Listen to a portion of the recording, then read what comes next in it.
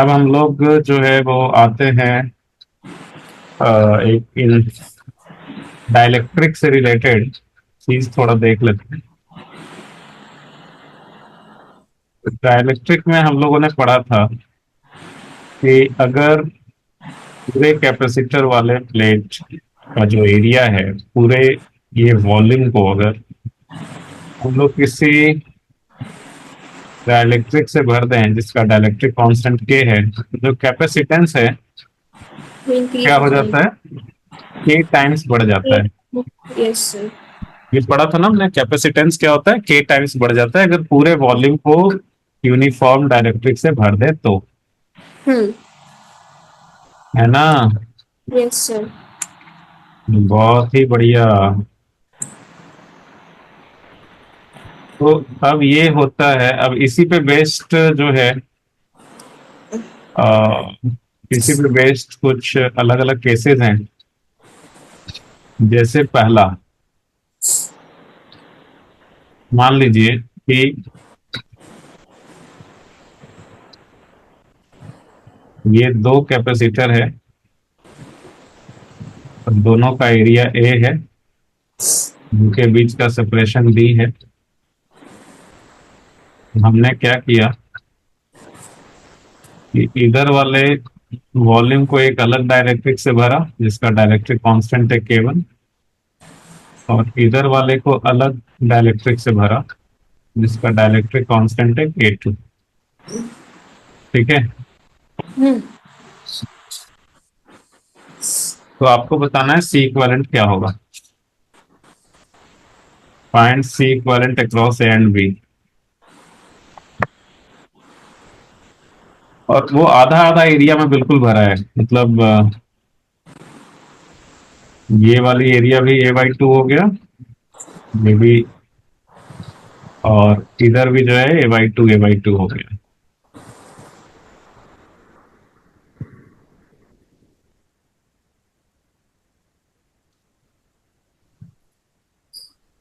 इस टाइप का तो हुआ होगा, आपका कैपेसिटर खत्म हो गया तो। हाँ सर, ये तो बताया था। हाँ, तो कैसे करेंगे बताइए।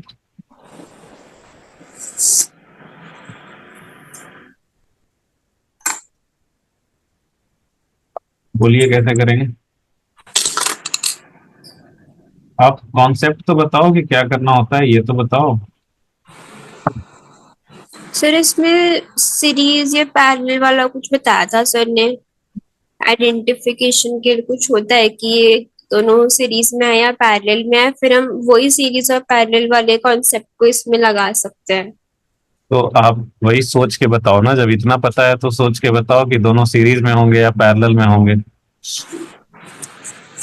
सीरीज और पैरेलल का तो डेफिनेशन पता ही है ना आपको, हम्म।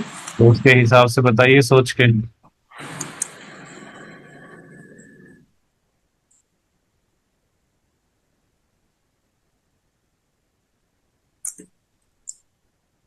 सेम करंट फ्लो होगा तो सीरीज।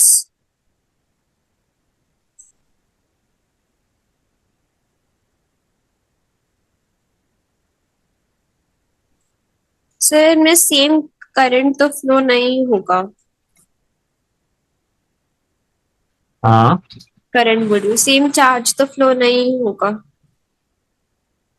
अच्छा, क्यों। क्योंकि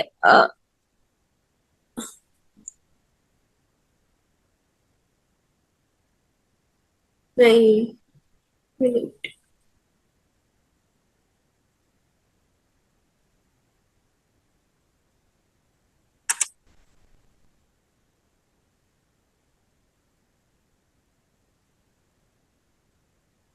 सर ये सीरीज में है।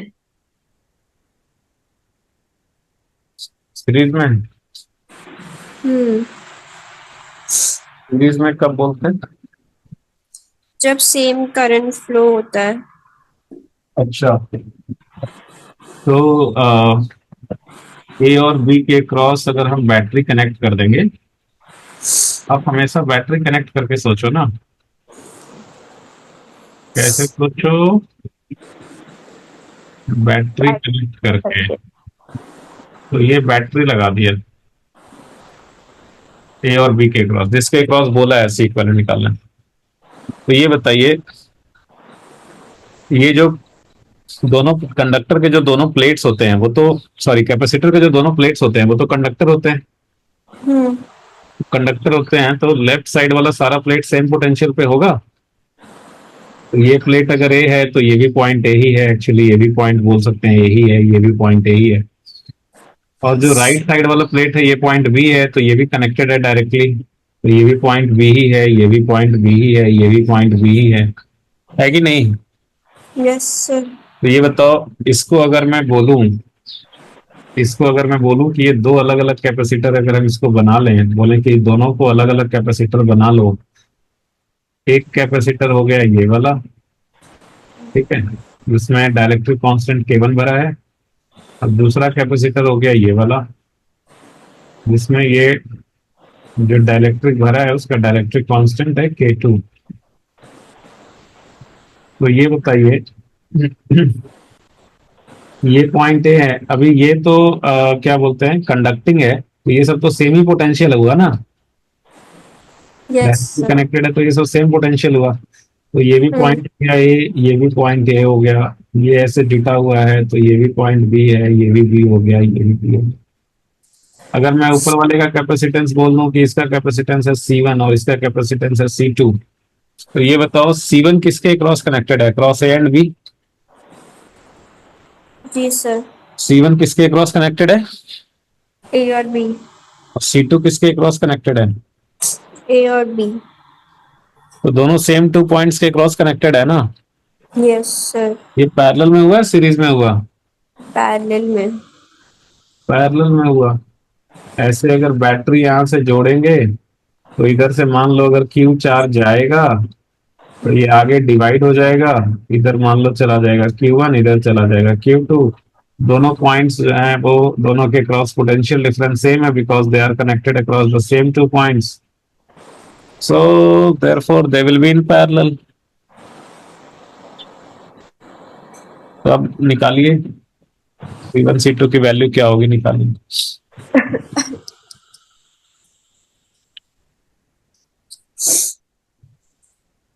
एरिया A/2 है।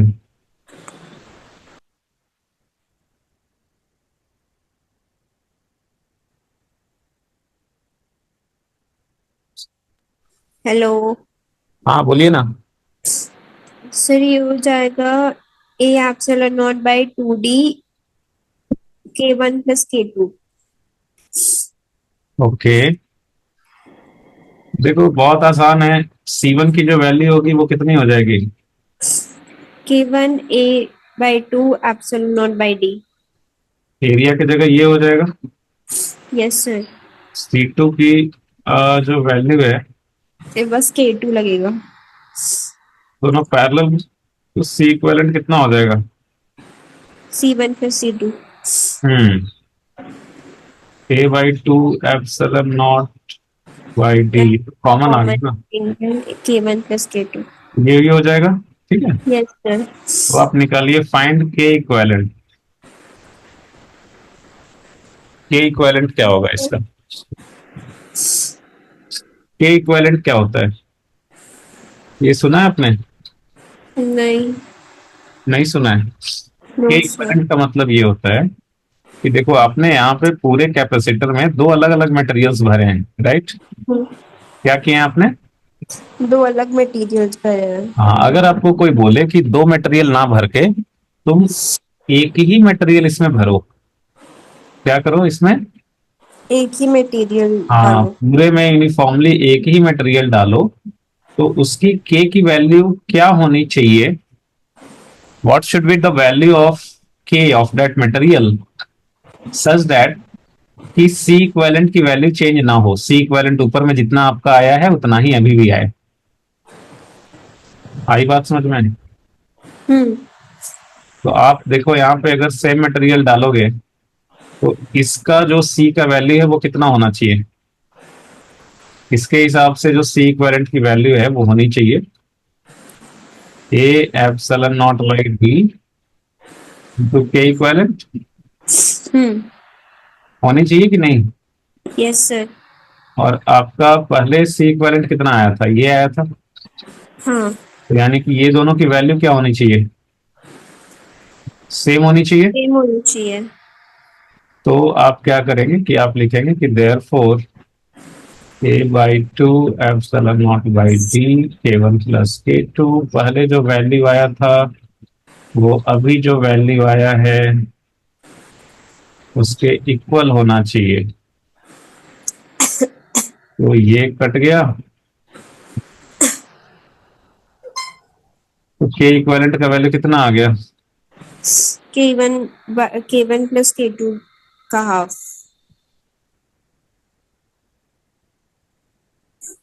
समझ में आया कि के इक्विवेलेंट का क्या मतलब होता है? Yes sir. हम्म। बहुत बढ़िया।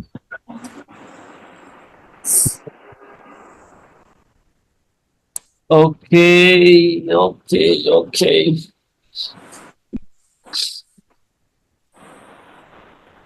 आगे बढ़े। हम्म। अच्छा, ऐसे ही अगर मान लो कि कोई तीन मटेरियल्स ऐसे डाल देता,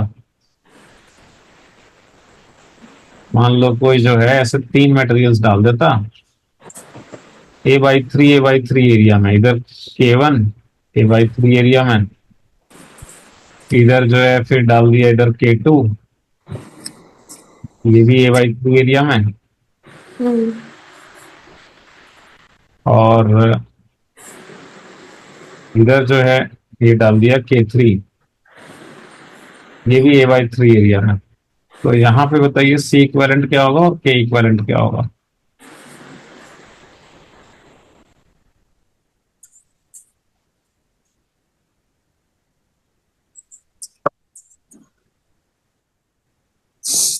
क्वेश्चन आ गया समझ में?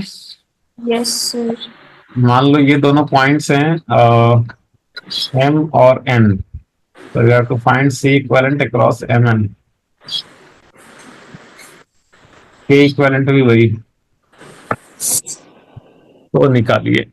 C equivalent C1 plus C2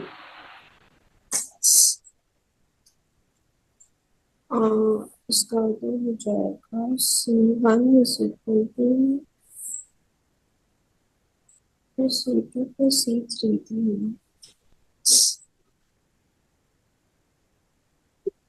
C1 हो जाएगा K1 A/3D plus K2 A/3D plus K3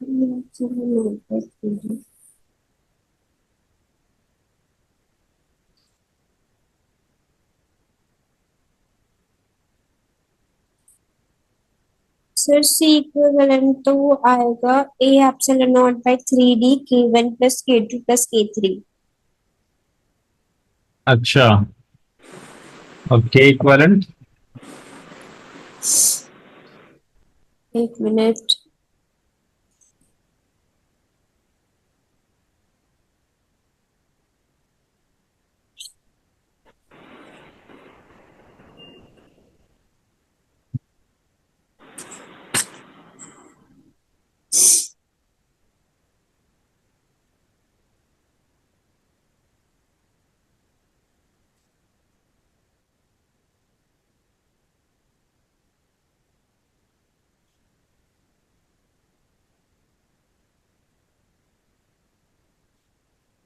K1 plus K2 plus K3 by 3। हाँ, सी इक्विवेलेंट की जो वैल्यू है तो ए epsilon not by D into के इक्विवेलेंट, इसे इक्वेट कर देंगे तो देयरफॉर के इक्विवेलेंट की वैल्यू आ जाएगी K1 plus K2 plus K3 by 3। ठीक है। Yes sir. ऐसे ही चार रहेगा तो कितना हो जाएगा? K1 plus K2 plus K3 plus K4 by 4। हाँ, और एन नंबर ऑफ रहेगा डायलेक्ट्रिक्स, तो क्या हो जाएगा?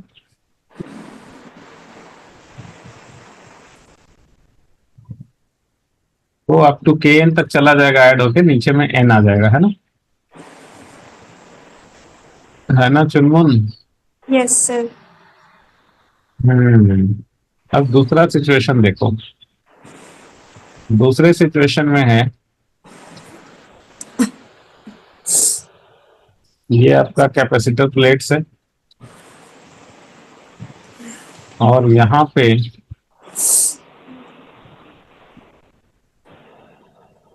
d/2 डिस्टेंस तक अलग मटेरियल डाला है और इधर d/2 डिस्टेंस तक अलग मटेरियल डाला है।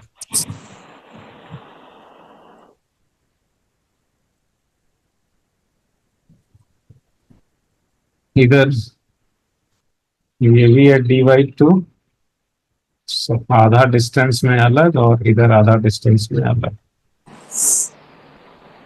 जैसे मान लो इधर बीच में माइका डाल दिया, इधर बीच में जो है कोयला डाल दिया, तो आपको mn के क्रॉस बताना है सी इक्विवेलेंट क्या होगा। सर वो ए है या फिर d/2 लिखा है नीचे? ओ सॉरी सॉरी, d/2 लिखना है, सॉरी।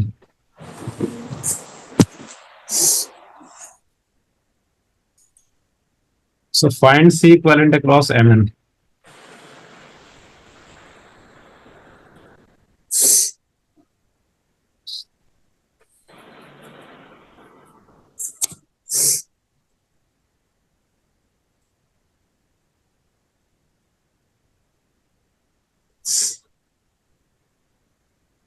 ठीक है, बताइए।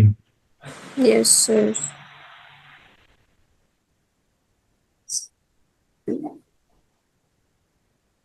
ये तो सीरीज में है ना?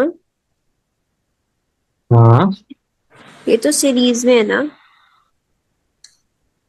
ये आप बताइए किस चीज में होगा, किस चीज में होना चाहिए इसे? सीरीज में कब बोलते हैं? जब सेम चार्ज फ्लो होता है। सेम चार्ज फ्लो होता है। तो यहाँ पे क्या सेम चार्ज फ्लो होगा दोनों के क्रॉस? नहीं सर। नहीं होगा, क्यों नहीं होगा? सर क्योंकि आगे पहले K1 है, उसके बाद K2 है। हम्म। तो इक्वल तो नहीं फ्लो होगा चार्ज। इक्वल नहीं होगा चार्ज फ्लो।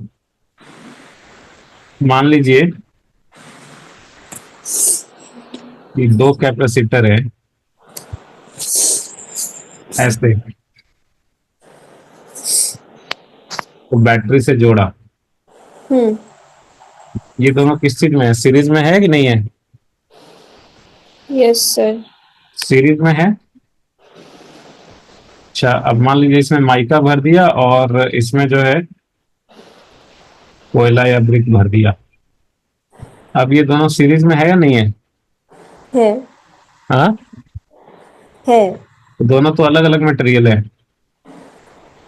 तो अगर ये है तो ये क्यों नहीं? हम्म। हम्म। Yes sir. अच्छा, कैपेसिटर को होने के लिए तो दो कंडक्टर चाहिए ना? हम्म। क्या चाहिए? दो कंडक्टिंग प्लेट्स। अच्छा, इधर जो है, इधर आप अगर बोल रहे हो कि यहां से लेके यहां तक को एक कैपेसिटर मानोगे, राइट? Yes sir. लेकिन ये बताओ कि ये बीच में कंडक्टर तो है नहीं, ये तो इधर माइका है इधर कोयला है, ये बाउंड्री है, तो इन दोनों को आप दो अलग अलग कैपेसिटर मान सकते हो क्या? नहीं सर। हाँ, अगर दो नहीं। अलग अलग कैपेसिटर नहीं मानेंगे तो कैसे फिर आप बोल सकते हो कि सीरीज में है या पैरेलल में है? बीच वाली जो डिवीजन है उसको कंडक्टिंग बनाना पड़ेगा। हम्म। जो बीच का डिवीजन है उसको तो कंडक्टर होना पड़ेगा। कंडक्टर तो लेकिन यहाँ पे नहीं है ना, ये तो दो इंसुलेटर का बाउंड्री है, ये तो कंडक्टर तो है नहीं यहाँ पे।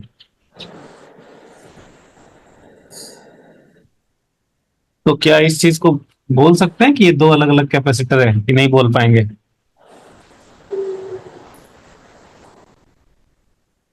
देखो कंडक्टर के लिए, देखो कंडक्टर का क्या प्रॉपर्टी होता है। कंडक्टर के जो प्लेट्स होते हैं, आई मीन जो भी सिंगल कंडक्टर होता है वो सेम पोटेंशियल पे होता है।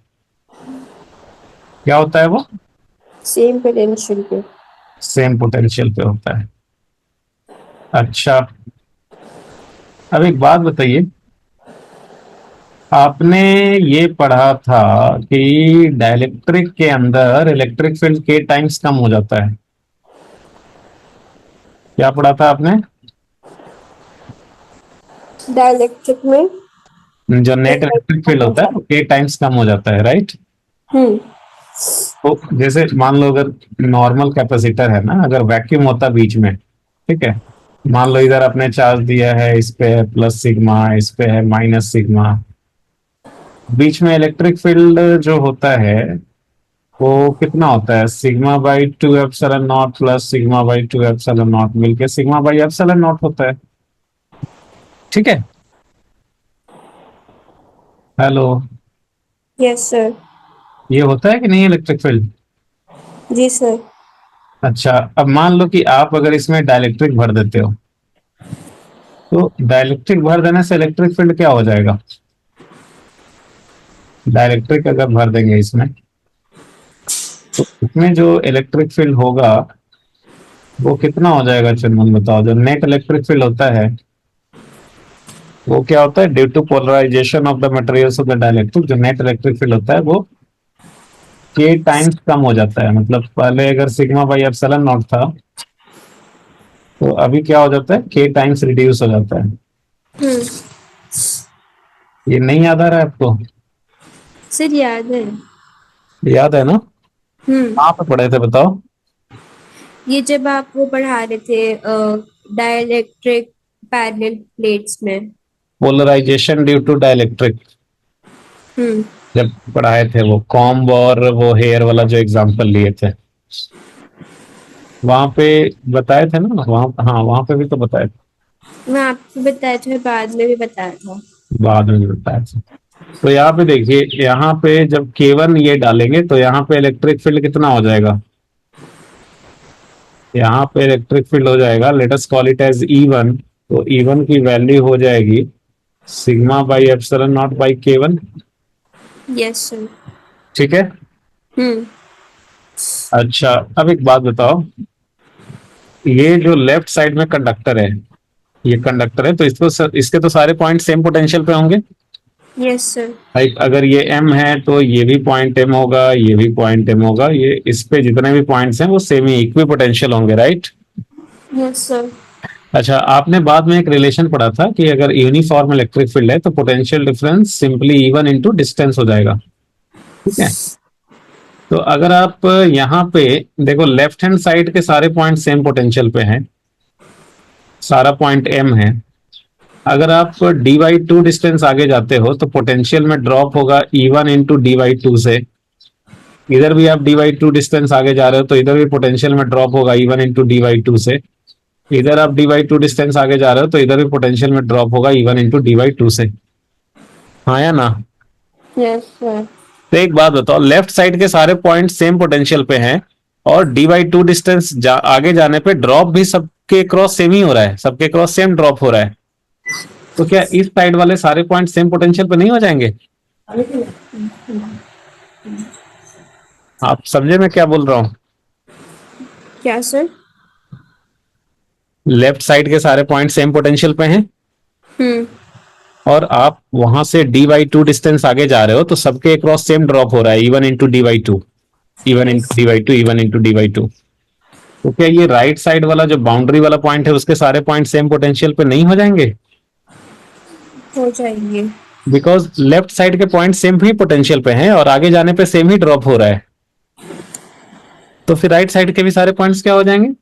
सेम पोटेंशियल पे। सेम पोटेंशियल पे हो जाएंगे। मान लो ये जो बाउंड्री है इसको अगर मैं बी नाम दे दूं, मान लो बाउंड्री वाले पॉइंट्स को, यहाँ पे मान लो ऐसे बहुत सारे पॉइंट्स होंगे बाउंड्री पे, तो यहाँ का पोटेंशियल कितना हो जाएगा? ये यहाँ का पोटेंशियल है Vm, यहाँ का पोटेंशियल हो जाएगा Vm minus E1 into dy2। हम्म। ठीक है, यस सर। यहाँ वाला जो पॉइंट है इसका भी पोटेंशियल क्या हो जाएगा, इधर वाला पॉइंट तो m ही है, तो यहाँ का पोटेंशियल है Vm, तो Vm माइनस आगे जाने से कितना घट जाएगा, E1 इंटू dy2। हाँ। यहाँ वाला भी पॉइंट है, इसका भी, ये भी लेफ्ट साइड वाला सेम पोटेंशियल पे है, यहाँ का पोटेंशियल है Vm, आगे जाएंगे तो घट जाएगा E1 इंटू dy2 से, तो यहाँ का भी पोटेंशियल हो जाएगा Vm minus E1 into dy2। आई बात समझ में? जी सर। तो potential of all the boundary points कितना हो जाएगा, पोटेंशियल ऑफ, ले, हाँ, इन सबको ऐड कर देंगे जो भी अभी लिखा था। Potential of all the boundary points, add क्यों करेंगे, वो तो अलग अलग पॉइंट्स का पोटेंशियल लिख रहे हैं, सेम वैल्यू आ रहा है सबका, और तो डिफरेंट डिफरेंट पॉइंट्स का पोटेंशियल लिख रहे हैं, सबका सेम ही वैल्यू आ रहा है। सर बाउंड्री पॉइंट्स के अंदर ये बीच में जो बी वाली लाइन है इसका भी लिखेंगे। इसकी कौन सा, बाउंड्री पॉइंट्स के अंदर बाउंड्री जो के मतलब ये सारे पॉइंट्स हो गए, ये सारे पॉइंट्स का सबका सेम ही पोटेंशियल आ रहा है, और हाँ कितना आ रहा है, ये आ रहा है Vm minus E1 into dy2। d/2। सारे पॉइंट्स का सेम ही पोटेंशियल आ रहा है, Vm minus E1 into dy2। ठीक है, यस सर। तो इसका मतलब क्या हो गया कि therefore all the boundary points are at same potential, all the boundary points are at same potential,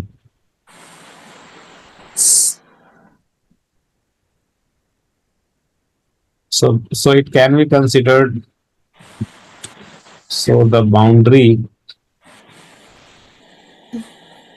can be considered as a conducting plate। भाई बाउंड्री के सारे पॉइंट सेम ही पोटेंशियल पे है, तो उसको कंडक्टिंग प्लेट भी मान सकते हैं। हम्म। आई बात समझ में? तो हम लोग क्या मानेंगे कि बाउंड्री वाले जो सारे पॉइंट्स हैं वो सेम पोटेंशियल पे हो गए, तो हम लोग ये मानेंगे कि ये दो अलग अलग कैपेसिटर हो गया, एक यहां से लेके यहां तक हो गया ये dy2 अलग, और एक ये वाला हो गया अलग, और सेम ही पोटेंशियल है, कंडक्टिंग है, सेम ही पोटेंशियल है, एक कंडक्टर के सारे पॉइंट्स इक्वी पोटेंशियल होते हैं, तो मैं तो इसको ऐसे अलग भी कर ले सकता हूं। अलग मतलब देखो, अलग मतलब मैं अगर इसको ऐसे बना दूं,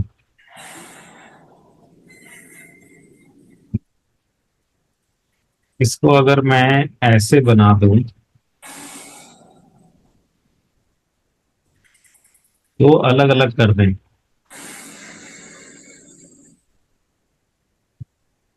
तो दो अलग अलग कर देंगे,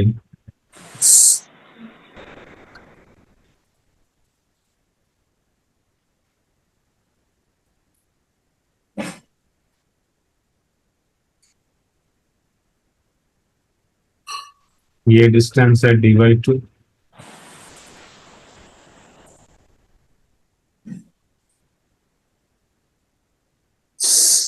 ये बीच वाला पॉइंट जो था उसको क्या नाम दिया था, बी नाम दिया था ना हमने, जी सर। तो ये बी वाला पॉइंट है। देखो इसको अलग क्यों कर सकते हैं, बिकॉज ये तो बीच वाला हमें पता चल गया कि वो इक्वी पोटेंशियल है, तो जब इक्वी पोटेंशियल ही है तो हम इसको ऐसे भी दिखा सकते हैं ना, ये भी अगर इसको कंडक्टर माने तो इसके सारे पॉइंट्स तो सेम ही पोटेंशियल पे है, तब ऐसे बी बी ये सारे पॉइंट्स बी ही हो गए, तो मैं इसको ऐसे अलग भी तो कर सकता हूँ, है तो सब सेम ही पोटेंशियल ना बीच वाला, तो हम इसको क्या कर सकते हैं, इसको ऐसे बिल्कुल अलग, दो अलग अलग कंडक्टिंग प्लेट से दिखा सकते हैं, बिकॉज चूंकि दोनों को जोड़े हुए हैं तो है तो वो सिंगल कंडक्टर ही। हाँ। आ रही है बात समझ में? जी सर। तो इसको दो अलग अलग ये को जोड़ देंगे, अब देखो, अगर मैं इधर बैटरी लगा दूं तो ये दोनों किस चीज में होंगे? सीरीज में। दोनों से सेम ही चार्ज फ्लो होगा। सेम जी ही सर। चार्ज फ्लो होगा तो दोनों किस चीज में होंगे? सीरीज में होंगे। तो हम्म। मान लो आप इसका कैपेसिटेंस बोल दो C1, इसका C2, तो C1 and C2 will be in series.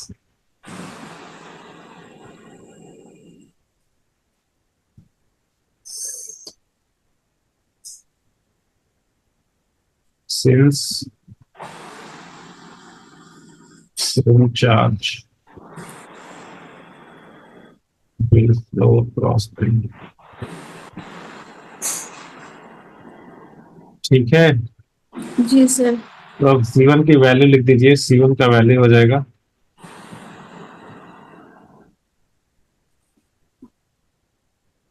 C2 का वैल्यू हो जाएगा C1 C2 सीरीज में है तो 1/C इक्विवेलेंट को क्या लिखेंगे?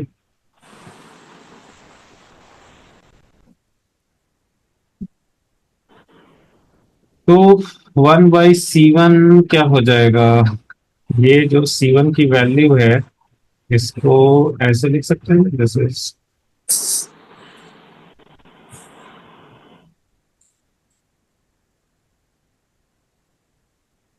1/C1 प्लस 1/C2 क्या हो जाएगा? 1/C1 हो जाएगा।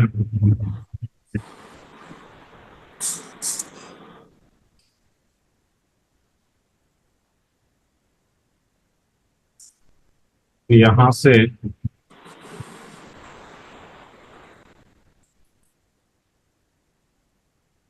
ये तो कॉमन ले लेंगे हम लोग। 1/K1 प्लस 1/K2 हो जाएगा।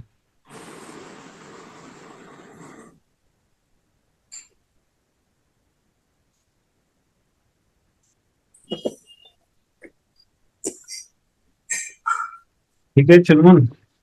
जी सर। तो C इक्विवेलेंट क्या आ जाएगा यहाँ से?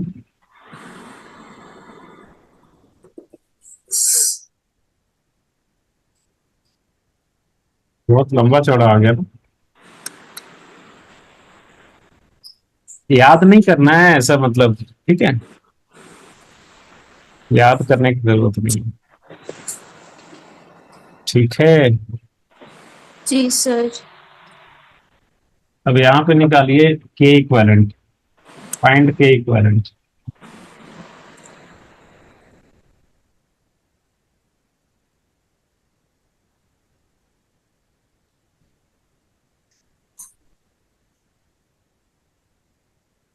वो आ जाएगा 2K1 K2/K2 + K1। हम्म। हेलो। हाँ हाँ, K इक्विवेलेंट का मतलब क्या है कि पूरे को अगर मैं सिंगल मटेरियल से भर दूं,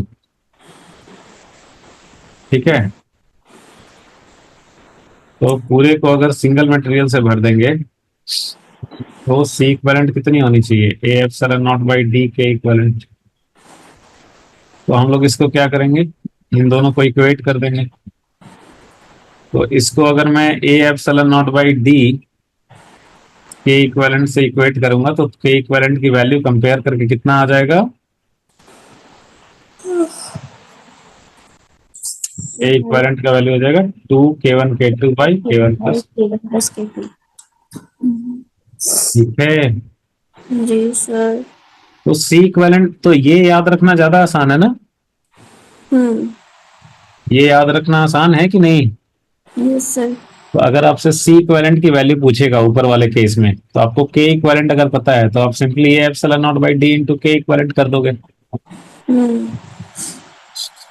है कि नहीं? जी सर। बहुत बढ़िया। तो ये दो कैपेसिटर का समझ गए ऐसे। अच्छा, अगर मान लीजिए तीन कैपे मतलब बीच में तीन मटेरियल भरा रहेगा D/3 डिस्टेंस में, तो क्या होगा?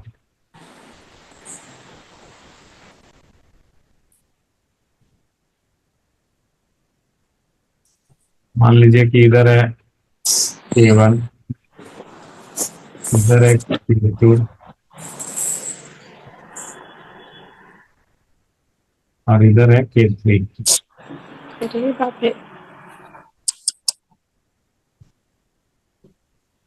डी बाई थ्री डिस्टेंस में।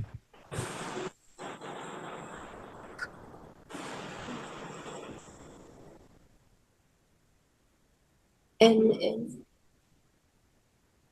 K1 K2 K3।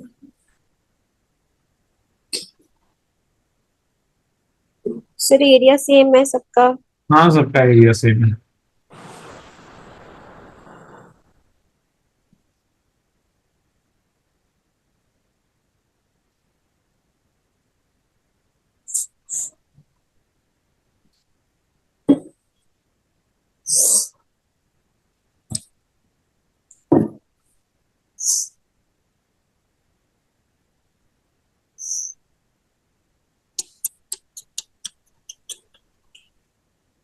K1 नहीं, एप्सिलॉन नॉट।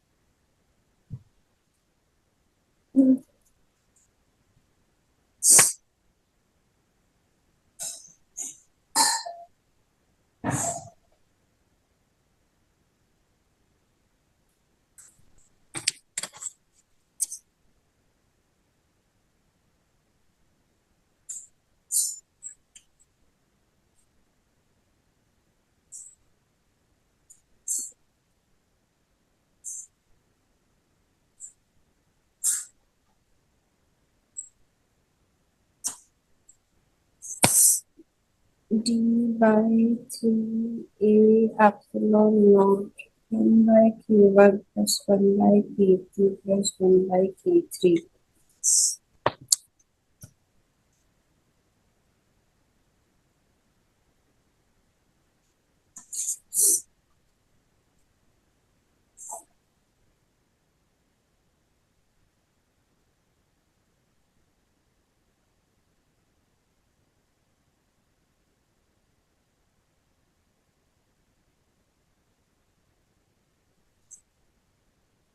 हम्म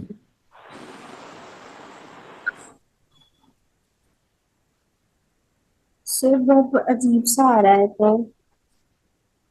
बहुत अजीब सा आ रहा है। हाँ। और C1 की वैल्यू कितनी आ जा रही है?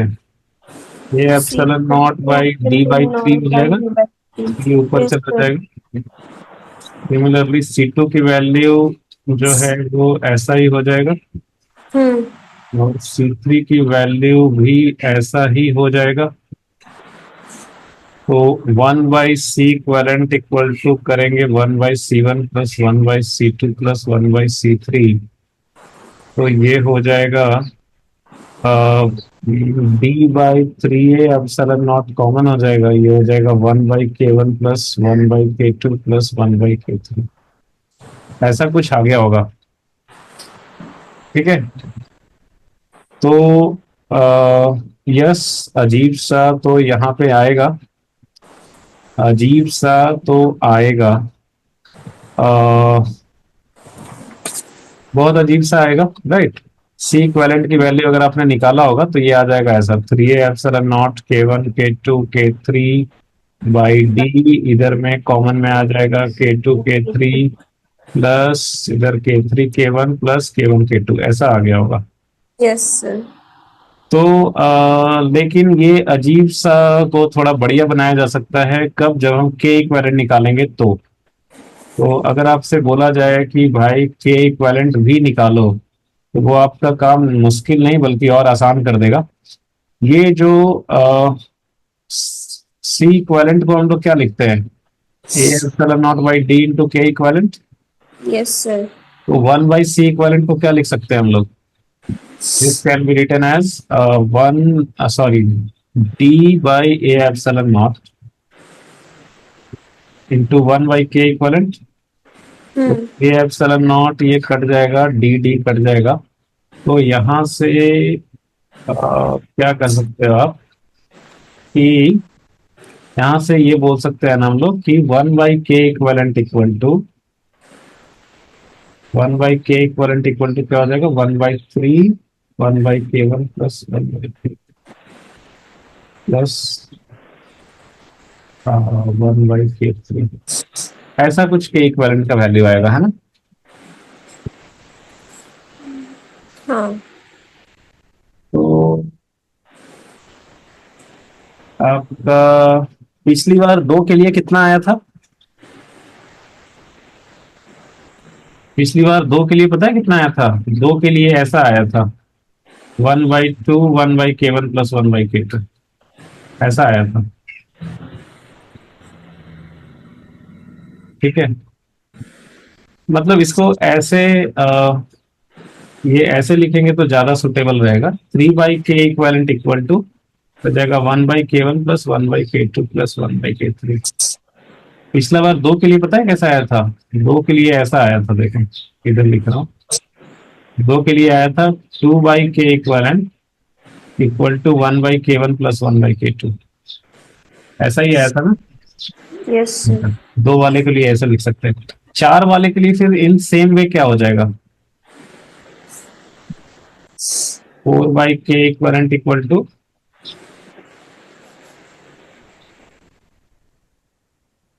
4 के लिए ये हो जाएगा। अच्छा, बीच में एक ही टर्म तो छूटा k3 का, वही लिख ही देता हूँ। अगर n रहेगा उसके लिए क्या आ जाएगा, n/k equivalent is equal to 1/k1 plus 1/k2 till 1/kn। ये याद करने की जरूरत नहीं है। तो फिर हमने ये क्यों करवाया, इसलिए करवाया कि मान लो एग्जाम में 2 का 3 का ऐसे आ गया, मतलब 2 का तो करते ही हो आप, 2 के लिए तो आसान है याद रखना कि 2k1 k2/k1 प्लस k2। 3 का आ गया, 4 का आ गया, कुछ ऐसे 3 का ही आ गया मान लो, तो मतलब आपको देखा देखा हुआ रहे, मतलब कुछ नया नहीं लगे कि हाँ मतलब बाकी बच्चे चीखे चिल्लाएं कि बहुत डिफिकल्ट क्वेश्चन आ गया, आपके लिए वो नया नहीं रहना चाहिए, आपको तो लगना चाहिए कि हाँ ये तो देखा हुआ है, ऐसा होता है कुछ। ठीक है, यस सर। क्योंकि एग्जाम में क्या होता है कि कभी कुछ थोड़ा सा ट्विस्ट करके आ जाता है, तो बच्चे एक तो वो क्वेश्चन देख के ही, वो टाइम कम होता है, प्रेशर इतना ज्यादा होता है कि वो बनने वाला भी होता है, तो देख के ही वो छोड़ देते हैं कि मतलब उनको पहले ही लगता है कि ये तो होगा नहीं, क्योंकि वो पहली बार देखा हुआ होता है, क्योंकि वो कभी उस टाइप पे देखे नहीं होते हैं, तो उनको वहां पे छोड़ना पड़ जाता है। ठीक है, जी सर।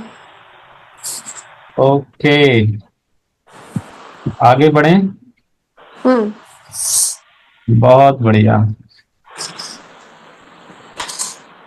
अब एक बात बताओ, अगर मान लो कि इधर अलग डाइलेक्ट्रिक भर दिया, इधर अलग डाइलेक्ट्रिक भर दिया, इधर जो है वो अलग डाइलेक्ट्रिक भर दिया, और इधर जो है वो अलग डाइलेक्ट्रिक भर दिया, और ये एरिया जो है हाफ हाफ है, और ये जो सेपरेशन है वो भी हाफ हाफ है। सर हाफ हाफ कैसे होगा ऊपर एरिया? एरिया ये इतना एरिया a/2 है, अगर ये पूरा एरिया a है, ये इतना आधा आधा है, मतलब ये वाली एरिया a/2 है, ये भी a/2 है, तो हुआ ना आधा आधा, मतलब इसको आप बीच से ऐसे काट दो तो एरिया हाफ हो गया ये वाला। हम्म। आपको निकालना है C equivalent across M N.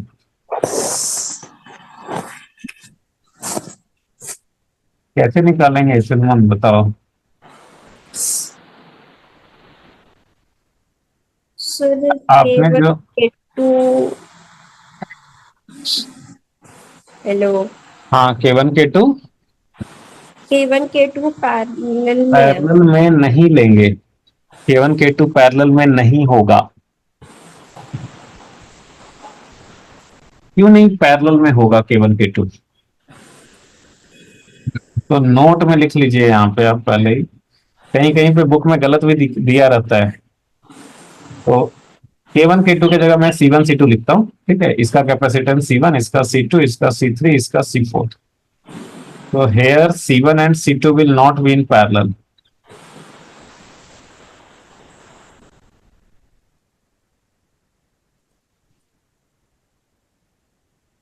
Why they will not be in parallel? Because parallel में होने के लिए क्या होना चाहिए? पोटेंशियल डिफरेंस सेम होना चाहिए। हम्म। ठीक है, अब एक काम करता हूँ। आपने बोला ना कि अलग अलग, तो मैं इनको ना अलग अलग ऐसे बना के दिखाता हूँ। ठीक है, ये अलग अलग बना के दिखाता हूँ। ये देखो, ये पॉइंट एम है। तो इधर लेफ्ट साइड वाला जो प्लेट है वो तो कंडक्टर है, तो इसके तो सारे पॉइंट्स एम ही होंगे, राइट? Yes sir. तो ये भी पॉइंट एम होगा, ये भी पॉइंट एम होगा। इसमें डाइलेक्ट्रिक वो भरा है वो है K1, और इसमें जो डाइलेक्ट्रिक भरा है वो है K2। तो एक बात बताओ, लेट अस से इधर का जो पॉइंट है इसको मैं नाम दे देता हूँ कुछ बी, और इधर का पॉइंट को नाम देता हूँ डी। तो ये बताओ, बी की जो पोटेंशियल होगी, इसमें जो इलेक्ट्रिक फील्ड है वो मान लो E1 है। तो E1 का वैल्यू कितना होगा? Like sigma by epsilon not by K1। हम्म। कितना होगा? Sigma by epsilon not K1। और ये वाली जो डिस्टेंस है वो कितनी है? D/2 है। Yes sir. आगे जाने पे D/2 डिस्टेंस है ये। तो आगे हम्म। जाने पे कितने से ड्रॉप होगा यहाँ पे? Sorry, electric field is sigma by epsilon not. So sigma electric field K1 times कम हो गया इनटू कितना आगे बढ़े? D/2। बाय 2। ठीक है, क्लियर? Yes sir. अच्छा, डी का पोटेंशियल पोटेंशियल कितना होगा? इसका भी जो लेफ्ट हैंड वाला पॉइंट है वो वही एम पॉइंट ही है, उसका पोटेंशियल Vm है। हम्म। तो this will be Vm minus, ये तो अलग मटेरियल है ना, इसका डाइलेक्ट्रिक कांस्टेंट K2 है। तो इसके अंदर इलेक्ट्रिक फील्ड होगा sigma by epsilon not by K2, और इसमें भी D/2 डिस्टेंस आगे बढ़े। अब ये बताओ कि K1 और K2 तो सेम है नहीं। तो ये दोनों जब वैल्यू चेक करके देखो, तो अगर K1 K2 डिफरेंट होगा तो क्या ये दोनों सेम होंगे कभी? No sir. देखो ना, बाकी सब वैल्यू सेम है। Vm sigma sigma epsilon naught D/2 सब सेम है, सिर्फ ये डिफरेंट है। तो ये दोनों वैल्यू सेम होंगे? No sir. नहीं होंगे। तो अब ये बताओ, अगर दोनों वैल्यू सेम नहीं होंगे तो पहले वाले के क्रॉस पोटेंशियल डिफरेंस कितना हुआ? Vm minus Vb। और दूसरे वाले के क्रॉस पोटेंशियल डिफरेंस कितना हुआ? Vm minus Vd। और Vb और Vd सेम नहीं है, तो ये दोनों पोटेंशियल डिफरेंस भी सेम नहीं है। नहीं होंगे। तो यहाँ पे potential difference across C, potential difference across 7 and C2 is not same.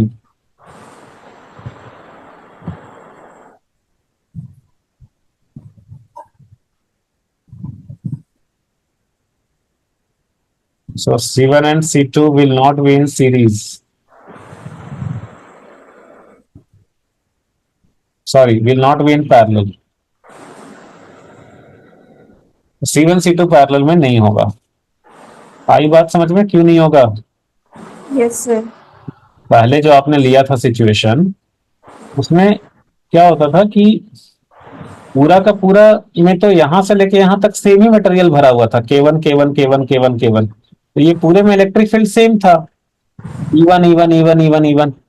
तो सबके क्रॉस ड्रॉप सेम हुआ था, E1 into D by two, E1 into D by two, E1 into D by two. लेकिन यहाँ पे अलग अलग मटेरियल होने की वजह से ऊपर में कुछ और ड्रॉप हो रहा है, यहाँ पे कुछ और ड्रॉप हो रहा है, नीचे में कुछ और ड्रॉप हो रहा है। तो यहाँ पे दोनों के क्रॉस ड्रॉप सेम नहीं है, तो दोनों कैपेसिटर्स के क्रॉस पोटेंशियल डिफरेंस भी सेम नहीं होगा। तो therefore they will not be in parallel. ये समझ में आया चुनमुन? Yes sir. Similarly, C3, C4 will also be not in parallel.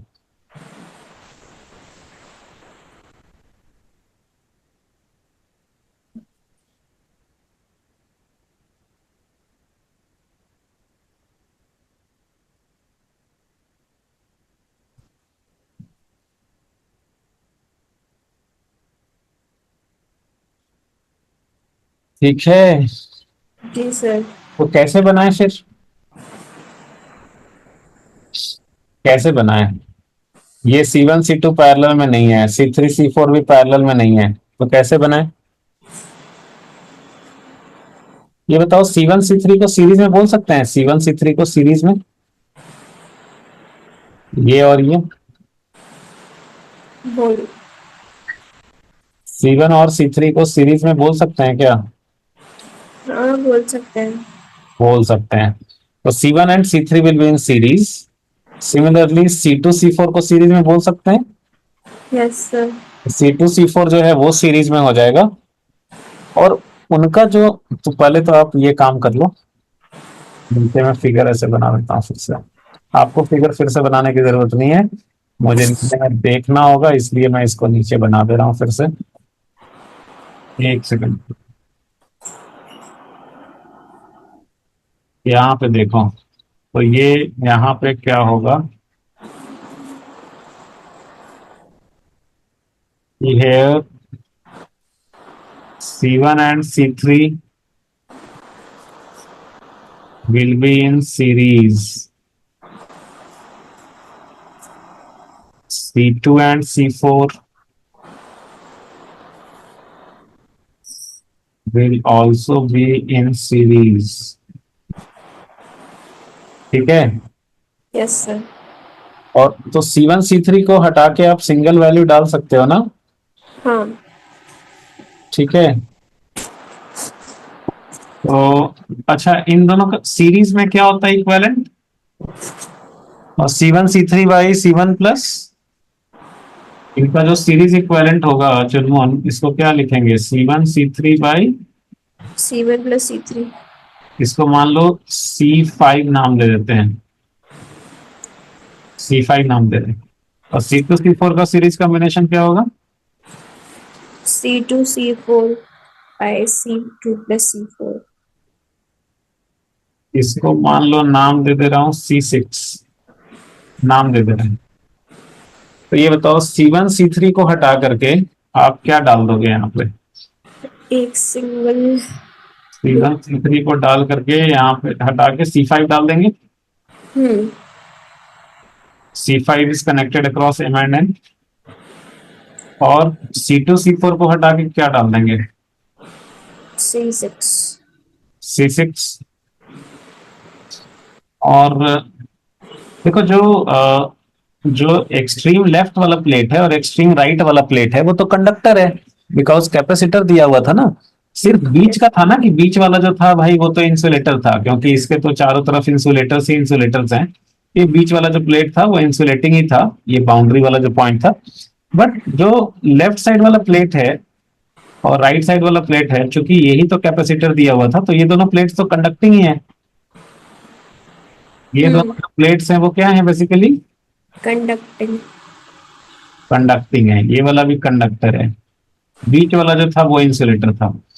तो अब देखो, अब कंडक्टर वाला तो इक्वी पोटेंशियल होता है, तो अगर ये पॉइंट M है तो इधर के सारे पॉइंट्स इधर M हो गए, और ये वाला पॉइंट N है तो इधर के सारे पॉइंट्स N हो गए। और ये जो C5 है ये किसके क्रॉस कनेक्टेड है? Mn के क्रॉस। Yes sir. तो ये C6 जो है ये भी किसके क्रॉस कनेक्टेड हो गया? Mn के क्रॉस ही। क्या समझे? ये पैरेलल में हो गए। तो C5 and C6 will be in parallel.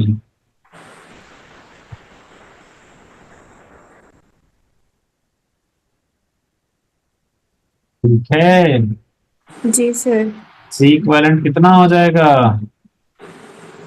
C5 plus 5 + 3 = 6। C6। और C5 की वैल्यू कितनी थी?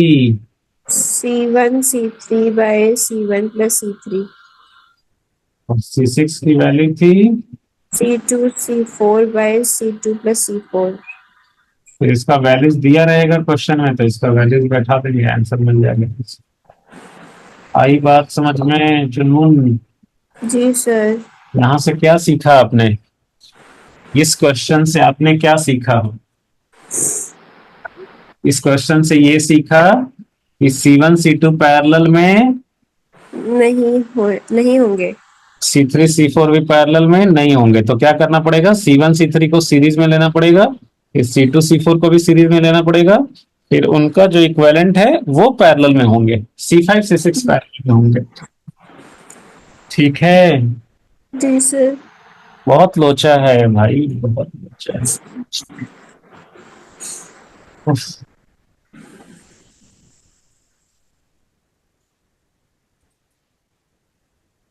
इतनी सारी चीजें हैं ना कि इसीलिए फिजिक्स बहुत डिफिकल्ट है ना? हम्म। हम्म।